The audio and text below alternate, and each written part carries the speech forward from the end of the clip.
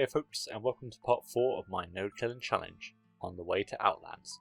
Before that, we have Azeroth to finish, so let's get started. We finished last time at 45, and now we start off in Stranglethorn. As is typical with most quest hubs, we get a couple of quests to acquire some items, then free some prisoners, but without doing the rest, no follow-ups. Now, as you might expect, WoW Safari has nothing for someone as averse to killing as us. So one last stop with the Southern Ogres to steal their gem, and we head to the Cape of Stranglethorn. We're getting to the stage where even a few quests will not get us a level, so when the Vale has no quests, I start to worry. The only quests I can do send me to Ratchet, maybe there were some neutral quests there, but a boat ride later and I'm disappointed. Now a portal from another quest giver sends us to Western Plaguelands, and I'm worried. This place got a big overhaul and is pretty story focused. At least, I thought. But while the Saurian has nothing for us, this doesn't stop us collecting feathers for a farmer. Over with the Argent Crusade and Cenarian Circle, I am yet again shown how violent the Cenarian Circle is, with no pacifist quests. Luckily, the Argent Crusade oblige, and we head to the lumber mill. After scaring some spiders, we're then tasked with leading spiders to be killed. As with quests like these, I'm a bit concerned whether it will add any kills to the statistics. To be safe, I leave it and head on up to Hearthglen. Till now, any combat we've done has been pretty fist heavy, but when we're tasked to train some recruits, things get nasty. A few damaging abilities on the action bar later, that don't require weapons, and we're done here. And last stop at a farm where we briefly join the undead, collecting some items, and we're done with the Western Plaguelands. Now Eastern Plaguelands I was also concerned about, unfounded again. Yes, we can't do Fiona's stuff, but the towers do have their own quests. For the first, we're tasked with finding Pamela and collecting her doll pieces. They are guarded by so many ghosts that both refuse to despawn and just don't aggro. Next up, we're swimming with the fishes, sometimes literally. Then after stripping some towers, we land to our first Forsaken quest giver. You know, I think they're just misunderstood. We're simply tasked with collecting some body parts from the ground and a ledger. Good race. I bet their faction leader abhors killing. At 48, we're done here and take the long flight to Badlands. Unlike the last zones, refusing to do the first quest here does in fact stop the dwarves asking for help. Not sure why they care about goblins, but they do. Also, I have to skip the day that Deathwind came, but I do finally find the quest. Bad news, it's in a cave. And there are so many items to gather in this cave, and the ogres hit really hard and fast, I can't loot quick enough. A painful time later, and I head to Searing Gorge. All this running around, I need something to pass the time. We may be on our way to Outlands soon, but Hearthstone's Outland expansion is already out. Now, I like druids, I like red dragons, and thankfully I can combine the two there. So here's me hitting a high rank. A high-ish at least. From good news to the most disappointing of all, Lunk. If you know Searing Gorge, you'll know Lunk. He hates killing, so he offers you new ways to complete quests without killing.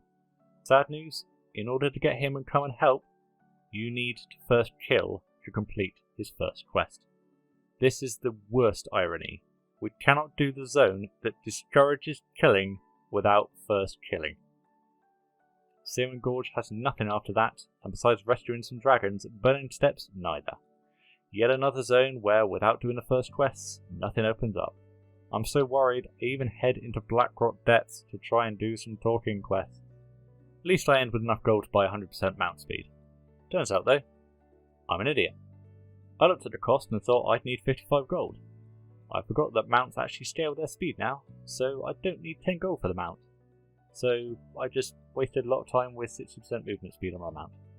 All of this bad news, and we're about to get the best. I knew Dustswallow would be good. I knew Blood Mist Isle would be good. What I did not expect, of all places, was Felwood. It's not that we can complete any storylines, it's just that each hub has a quest for us. Destroy some honey, capture an imp, some flowers, enter a barrow den and try to cut some demons, pick up more flowers, clean squirrels, pick up infernals, finally steal some weapons and rescue a captive, sort of. Winterspring is next, and while I encounter another item-based worry quest, I do find others that I can do. Firstly, we have one at a hunting camp.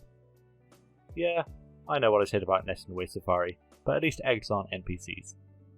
Heading up to the Windspring trainers, we get to collect cubs. Clearly this is the zone to collect young'uns. Next we come across a barrow den. Now these are usually annoying, but good for experience, and this is no different.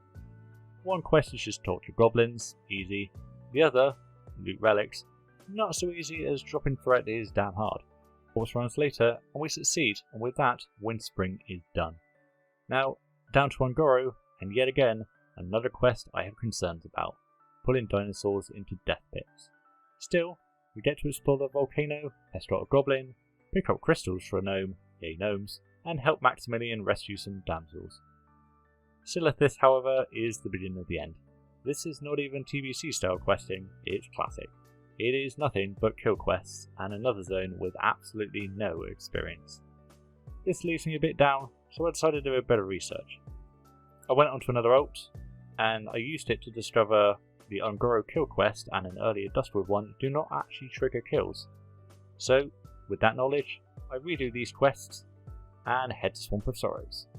Sorry, did I say head to Swamp of Sorrows? Because damn did I miss a great quest chain, Abercrombie the Hermit.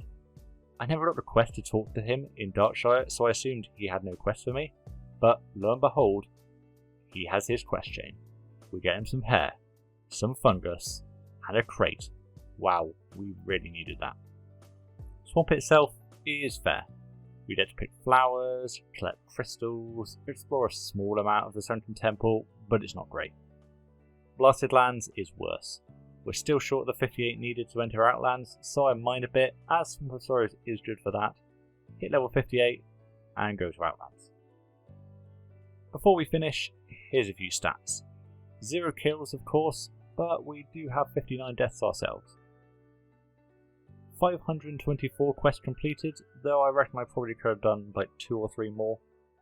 And 35 silver, 91 copper looted only. That is entirely from chests. Next week, we're in Outlands, so see you there.